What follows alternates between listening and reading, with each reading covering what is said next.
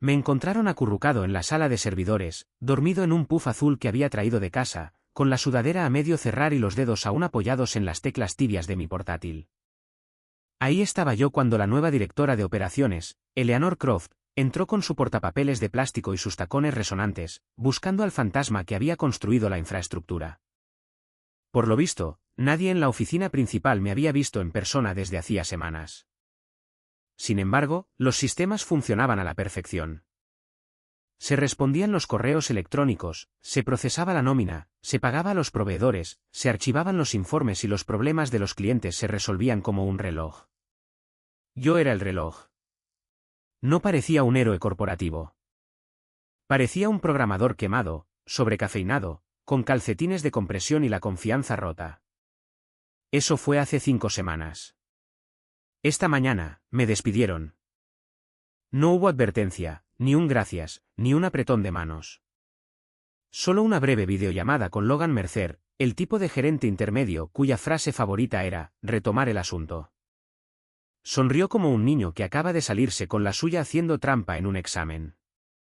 Vamos a prescindir de tus servicios, dijo, con la voz rebosante de una sinceridad barata. Has construido un sistema tan bueno que ya casi no necesitamos humanos. Es un cumplido, de verdad. Pero ya sabes cómo está el presupuesto, y debemos hacer algunos ajustes para optimizar nuestras operaciones. Asentí lentamente, sin mostrar ninguna emoción.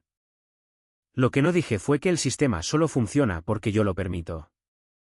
No le dije que había construido todo el sistema en torno a un latido silencioso, una línea de código oculta que llamé pájaro azul. Si el sistema detectaba que mi cuenta de usuario estaba desactivada, las alas se plegaban. Todo se detendría. No dije ni una sola palabra de protesta. No me quejé cuando el Departamento de Recursos Humanos me envió por correo electrónico una lista de verificación de salida genérica. No discutí cuando suspendieron mi cuenta de mensajería. No me inmuté cuando el administrador de sistemas junior, que una vez me llamó el mago detrás de la cortina, desactivó mis credenciales de acceso. Pensaron que me había ido, una reliquia barrida con la basura. Pero el latido seguía sonando, y yo aún no había terminado con ellos. Le había dado 5 años de mi vida a ese lugar. 5 años de ser ignorado en reuniones, de que me dijeran que ajustara mi actitud, de ver cómo personas menos competentes eran ascendidas para gestionar los sistemas que yo diseñé. Automaticé el 90% de mi departamento, no porque quisiera desaparecer, sino porque quería espacio para respirar. Quería hacer mi trabajo sin la cháchara constante de personas que no entendían la diferencia entre una base de datos y una hoja de cálculo. Y ahora, iba a mostrarles exactamente lo que sucede cuando despides al arquitecto pero intentas quedarte con la casa. El camino a mi apartamento fue tranquilo. La ciudad estaba cubierta por una niebla gris, y la lluvia apenas comenzaba a humedecer las calles. Llevaba mi pequeña caja de cartón, que contenía una sola taza, un cuaderno y mi puff azul. Tenía 48 años, y por primera vez en mi vida profesional, no tenía trabajo. Pero al abrir la puerta y dejar la caja en la encimera, sentí una extraña sensación de expectación. Conocía el cronograma. Sabía exactamente cuánto tiempo aguantarían los búferes temporales antes de que las primeras tablas de la base de datos comenzaran a fragmentarse. Tenían las llaves, pero no sabían dónde estaban las cerraduras. Me senté en mi sillón, me serví un vaso de agua y esperé a que el tiempo se agotara.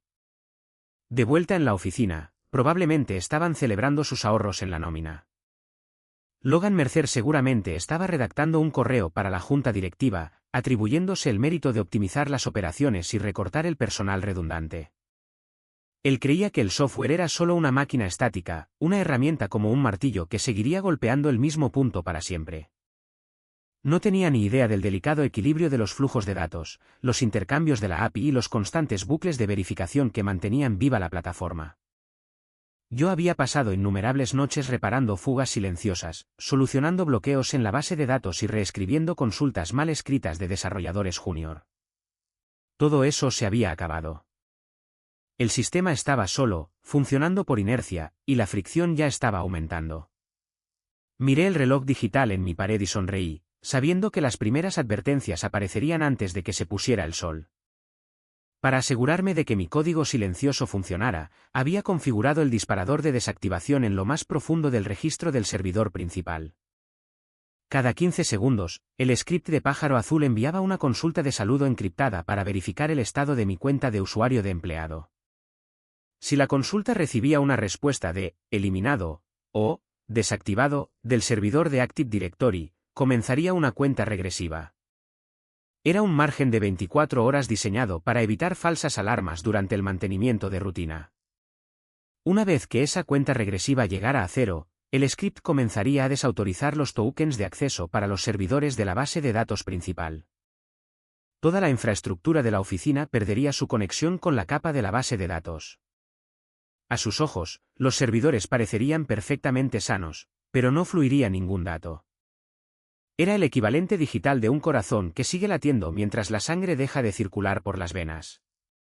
No tenían ni idea de que toda su operación estaba, en ese momento, conteniendo la respiración. El verdadero problema comenzó 6 horas después, justo cuando la tarde se desvanecía en el crepúsculo. Me senté en el tranquilo estudio de mi apartamento, bebiendo café y observando el registro de la interfaz pública de la red de la empresa en mi monitor personal.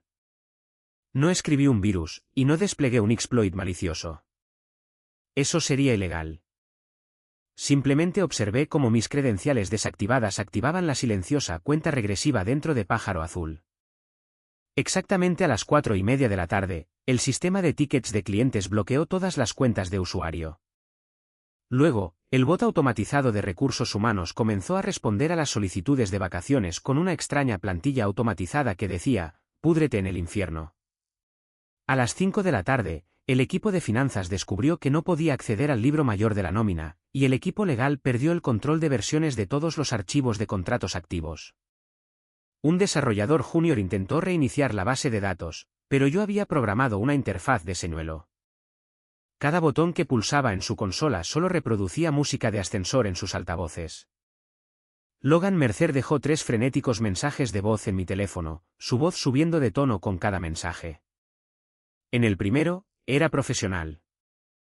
En el segundo, estaba molesto. En el tercero, suplicaba. No respondí. Tenía 2 opciones. La opción 1 era ignorarlos y ver la televisión. La opción 2 era ver la televisión mientras bebía agua de mi taza favorita. Elegí la opción 2. Para la medianoche, los registros internos de Slack se estaban descontrolando. Un analista junior había intentado restaurar el sistema copiando un archivo zip etiquetado como «copia de seguridad de automatización» en el entorno de producción. Eso fue un error. El archivo zip activó una rutina de recuperación falsa que había dejado como señuelo, y de repente toda su wiki interna redirigía a un vídeo musical antiguo. La gente estaba entrando en pánico, y Logan estaba editando un documento público, escribiendo que la empresa se enfrentaba a una interrupción inesperada de un servicio de terceros. No, Logan, no era un tercero. Era solo el empleado que descartaste para ahorrar unos cuantos dólares. Recordé la reunión de hacía 6 meses. Me había sentado en la oficina de Logan, presentando una clara hoja de cálculo que mostraba que mis herramientas de automatización habían ahorrado a la empresa $2.300.000 en costos laborales durante el último año. Pedí un modesto aumento. Logan me miró a los ojos, se ajustó el cuello y dijo que ya estaba bien compensado. Añadió que el verdadero valor de la empresa era el trabajo en equipo, no las líneas de código. Mi ojo había temblado, pero no discutí. Simplemente volví a mi escritorio y me puse quirúrgico. Empecé a añadir sistemas de seguridad y comprobaciones condicionales al código. Incluso renombré una dependencia crítica, script de pedido de almuerzo, para que nadie se atreviera a borrarla. Ahora, esa precisión quirúrgica estaba dando sus frutos. La impresora automatizada del pasillo principal se encendió a las 3:17 de la mañana, imprimiendo las palabras, «¿Dónde está Julián?», en letras grandes en cientos de páginas. La impresora del vestíbulo principal era un modelo de oficina de alta capacidad, y no se detuvo hasta que se quedó sin papel por completo. El vigilante nocturno intentó apagarla, pero el panel de control estaba bloqueado con una contraseña que no tenía. Por la mañana, el pasillo estaba cubierto de cientos de hojas de papel, haciendo que toda la entrada de la oficina pareciera una zona de desastre. Los desarrolladores junior tuvieron que pasar su primera hora limpiando el desorden, lo que solo aumentó la confusión. Luego, el sistema de CRM comenzó a enviar automáticamente facturas a clientes importantes por el importe de 1 céntimo, con la descripción, daños emocionales. El sistema estaba empezando a desmoronarse por las costuras, y no había nada que su equipo restante pudiera hacer para arreglarlo. No entendían la lógica, no tenían las llaves y no tenían ni idea de que Pájaro Azul apenas estaba comenzando. Cerré mi portátil, me fui a la cama y dormí mejor que en años. Mientras ellos se movían a tientas en la oscuridad, reflexioné sobre cómo Logan Mercer había pasado los últimos 2 años escalando la jerarquía corporativa presentando mis paneles de control como si fueran suyos. Tomaba mis resúmenes semanales, cambiaba los colores para que coincidieran con sus plantillas favoritas y los presentaba a la junta como sus iniciativas estratégicas. No sabía cómo estaban configuradas las API, ni entendía el esquema de la base de datos. Para él, la tecnología era solo una caja mágica que producía gráficos para sus presentaciones. Había asumido que una vez construida la caja, el constructor ya no era necesario. Estaba a punto de aprender una lección muy cara sobre la diferencia entre poseer una herramienta y entender cómo evitar que se rompa. En mitad de la noche, el director financiero supuestamente llamó a Logan presa del pánico. El script de conciliación automática había dejado de funcionar, dejando incompletos sus informes trimestrales. La conexión a la base de datos estaba rota, y los registros mostraban miles de intentos de lectura fallidos. Logan había intentado llamar a nuestro proveedor de la nube, creyendo que era un problema de hosting externo, pero ellos confirmaron que los servidores de alojamiento funcionaban a máxima eficiencia. El problema era interno, una negativa silenciosa del código a ejecutarse. El sistema estaba en marcha, pero estaba ciego, incapaz de ver los datos que necesitaba para procesar. Imaginé a Logan en su oficina, rodeado de tazas de café rancio y notas inútiles, tratando de explicar a los ejecutivos por qué su sistema optimizado había dejado de funcionar de repente. Era una hermosa imagen mental, y me mantuvo abrigado mientras la lluvia nocturna golpeaba mis ventanas. La mañana siguiente trajo una nueva ola de pánico a la torre de cristal. Me desperté a las 8 y encontré un mensaje en mi cuenta de red social profesional de Diana Cross, la jefa del Departamento de Tecnología de la Información. Me preguntaba si podíamos programar una llamada rápida para discutir las dependencias del sistema. Lo dejé sin leer. Anteriormente, ella había criticado mis estándares de codificación por ser demasiado densos, y ahora me suplicaba una explicación básica de la estructura de enrutamiento. A las 9 de la mañana, la cola del servicio de soporte había alcanzado 4.367 tickets sin resolver. El programador interno se había vuelto completamente loco, duplicando las citas en la agenda del director ejecutivo con reuniones de 30 minutos tituladas, como disculparse con la persona que despediste, programadas cada hora durante las próximas 2 semanas. A las 9:42, el procesador principal de nóminas se bloqueó por completo. La pantalla se quedó en blanco, mostrando un único mensaje de error: Pájaro Azul se ha silenciado. Fue entonces cuando lo supieron. Pájaro Azul no era solo un script, era el registro silencioso de mi tiempo en la empresa. Lo había programado para registrar cada caso de retroalimentación ignorada, cada reunión en la que mis contribuciones eran atribuidas a otra persona y cada decisión presupuestaria que priorizaba las bonificaciones de los gerentes intermedios sobre los salarios de los desarrolladores. Era un archivo detallado de negligencia corporativa, todo estructurado en un panel interactivo, y solo era accesible con mi contraseña privada. Logan Mercer envió otro mensaje de texto. Esto se está yendo de las manos, escribió. Estamos perdiendo contratos. Ya has dejado claro tu punto. ¿Podemos hablar? Hice una captura de pantalla, la guardé en mi disco de respaldo y no respondí. Exactamente a la 1 de la tarde, su mayor cliente de logística llamó directamente al director ejecutivo porque la sincronización automática de datos que yo escribí, que les ahorraba 400 horas de trabajo al mes, estaba fuera de línea. El cliente amenazó con rescindir su contrato si el sistema no se restablecía al final del día. Fue entonces cuando la directora ejecutiva, Eleanor Croft, decidió tomar cartas en el asunto. No llamó. No envió un correo electrónico. En su lugar, condujo hasta mi edificio de apartamentos. Observé por la mirilla de mi puerta mientras ella esperaba en el pasillo, sosteniendo una cesta de regalo llena de productos de baño de lavanda y una botella de vino barato. La dejé esperar allí durante 3 minutos antes de abrir la puerta. Parecía agotada, con el rostro pálido y los ojos mostrando que finalmente se había dado cuenta de lo que yo realmente hacía por la empresa. ¿Trajiste mi paquete de indemnización?, pregunté secamente, ¿o esto es solo una colección de artículos de la tienda de la esquina? Ella parpadeó, tragándose su orgullo, y susurró que no entendía completamente la complejidad de lo que yo había construido. Me apoyé en el marco de la puerta, sosteniendo mi café. «Oh, ¿lo entendiste?», dije. «Simplemente no lo respetaste. Y ahora estás frente a la única persona que puede volver a armar el sistema, y no estoy seguro de querer hacerlo». Se quedó allí, con las manos temblando ligeramente, mientras se daba cuenta de que su autoridad no significaba nada en mi pasillo. No la invité a pasar. Dejé que el silencio se extendiera entre nosotros, disfrutando de la corriente de aire fresco de la ventana. Intentó ofrecer excusas, diciendo que Logan Mercer le había asegurado que la transición sería fluida. Afirmó que le habían dicho que mi rol era principalmente administrativo y que el equipo junior podría gestionar fácilmente el mantenimiento diario. Me reí en voz baja. Logan Mercer no sabe la diferencia entre un servidor y un frigorífico, dije. Te dijo lo que querías oír para poder cumplir sus objetivos presupuestarios y reclamar su bonificación trimestral.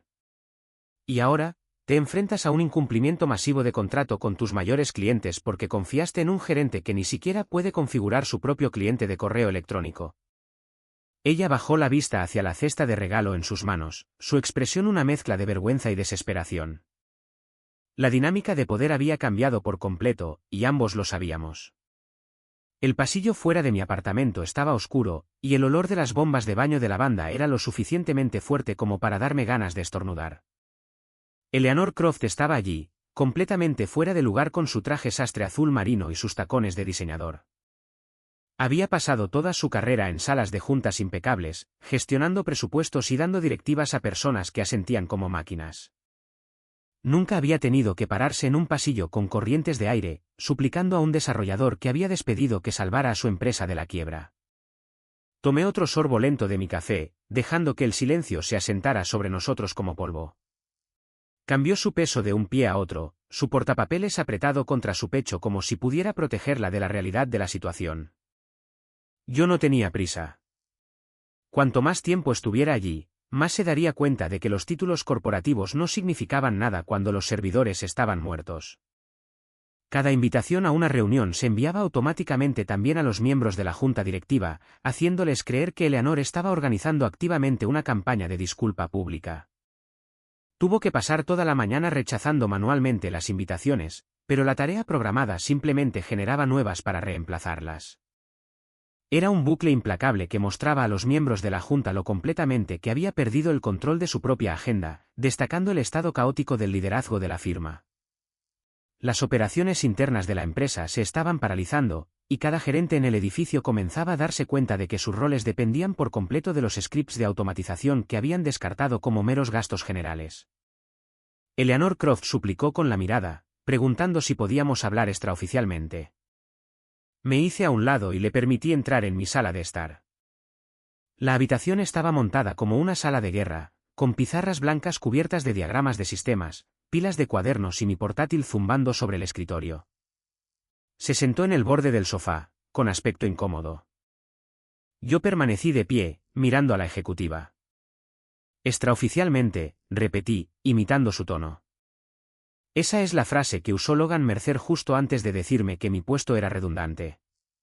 Justo después de que yo escribiera los scripts que hicieron obsoleta toda su línea de reporte. Ella pareció sorprendida, afirmando que no sabía nada de eso. Me reí. Por supuesto que no, pero pájaro azul sí. Abrí mi portátil y le mostré una carpeta etiquetada como evidencia.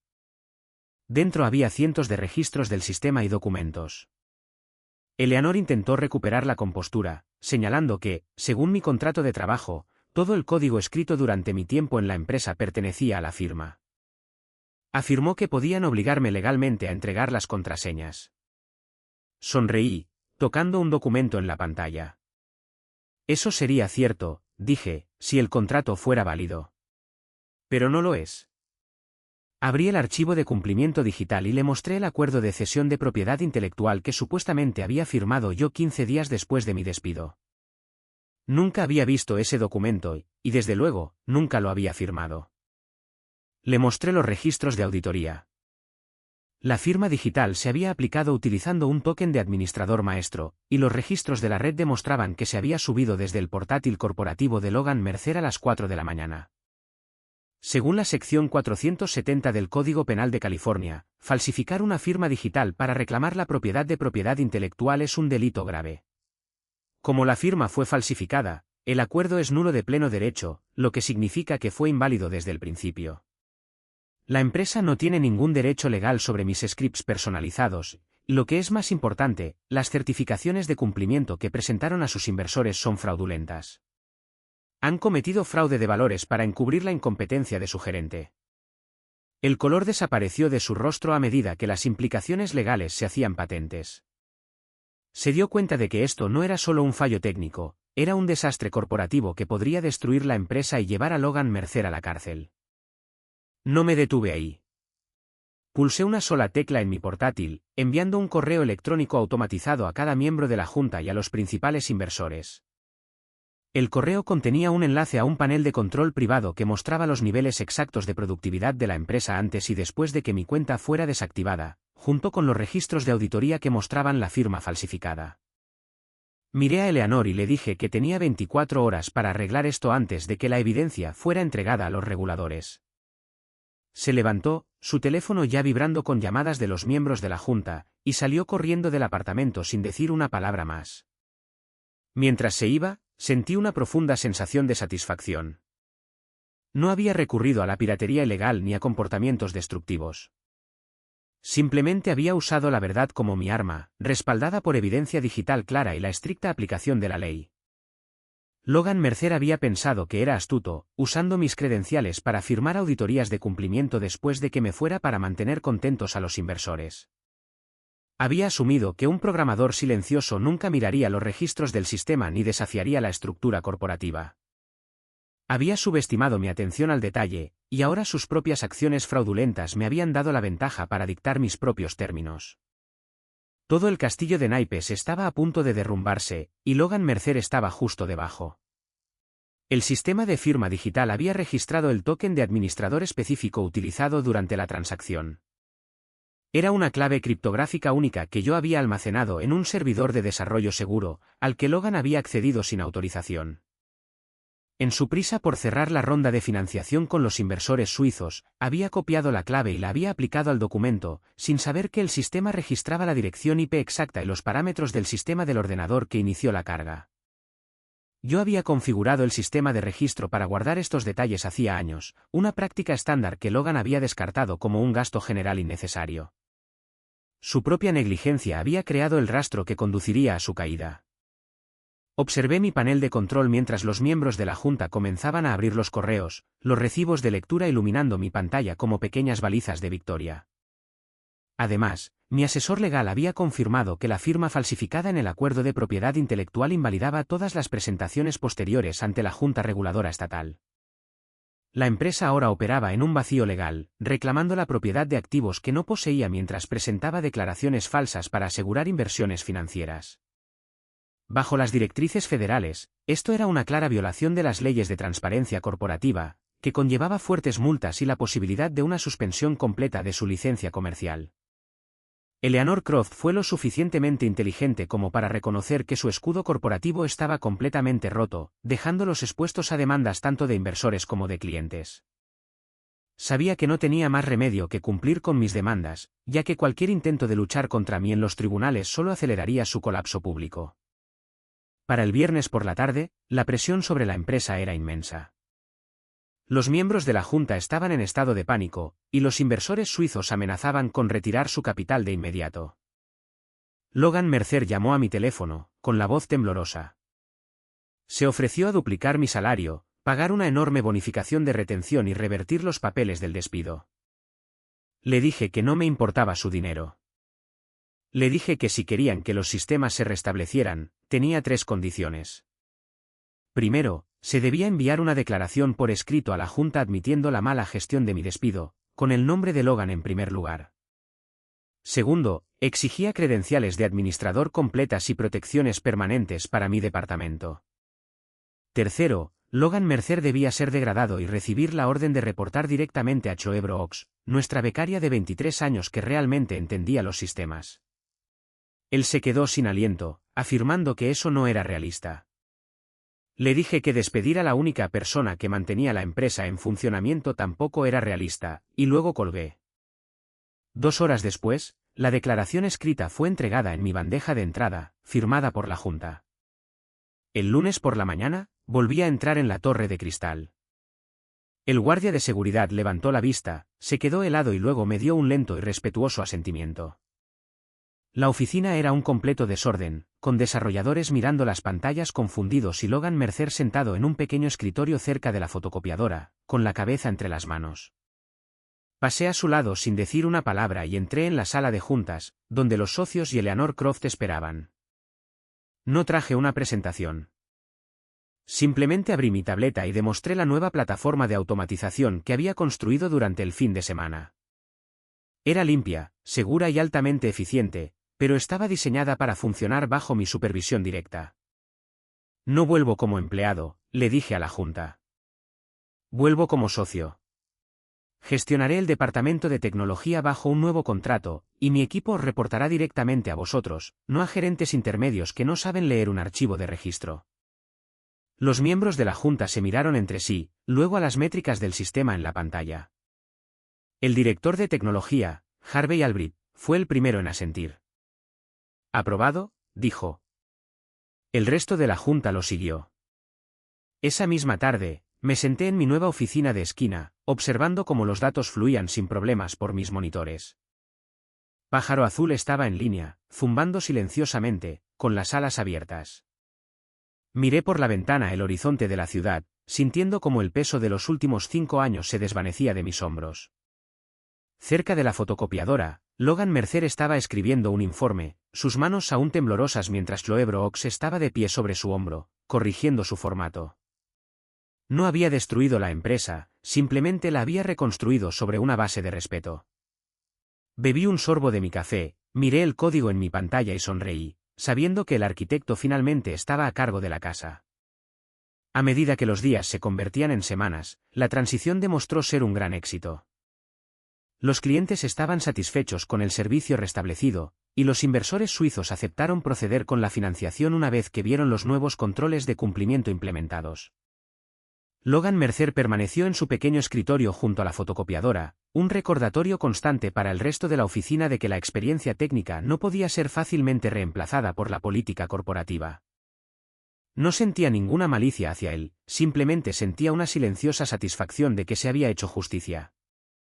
Los sistemas funcionaban mejor que nunca, y por primera vez, mi trabajo era reconocido por su verdadero valor. Ya no era un fantasma en los cables. Era el arquitecto del futuro de la empresa, y mi nombre estaba escrito claramente en la cima del organigrama. Chloe Brooks demostró ser una excelente gerente. Había pasado meses estudiando en silencio mi código, haciendo preguntas inteligentes y tomando notas mientras Logan estaba ocupado con sus presentaciones. Era la única persona en el departamento que había mostrado algún interés en la arquitectura real de los sistemas, y ahora dirigía los esfuerzos de recuperación con confianza y precisión. Logan tenía que presentarle sus informes diarios, y ella no dudaba en devolvérselos si contenían errores o carecían de detalle. La ironía de la situación no pasó desapercibida para nadie, y los desarrolladores trabajaron con un renovado sentido de propósito. Observé el progreso desde mi oficina, sabiendo que no solo había asegurado mi propia posición, sino que también había creado un espacio donde la competencia genuina era valorada. La nueva carta fue firmada, el departamento fue reconstruido y los sistemas zumbaban en perfecta armonía. La reunión de la Junta del lunes había durado menos de 30 minutos, pero representó un cambio fundamental en cómo operaba la empresa. Harvey Albright había reconocido que, sin mis scripts personalizados, la firma no tenía un producto viable que ofrecer a sus clientes de logística.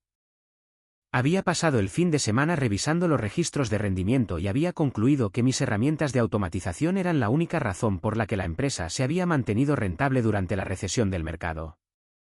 Cuando presenté la nueva suite, que incorporaba verificación de datos avanzada e intercambios de API seguros, los socios se dieron cuenta de que la antigua forma de gestionar a los desarrolladores era obsoleta.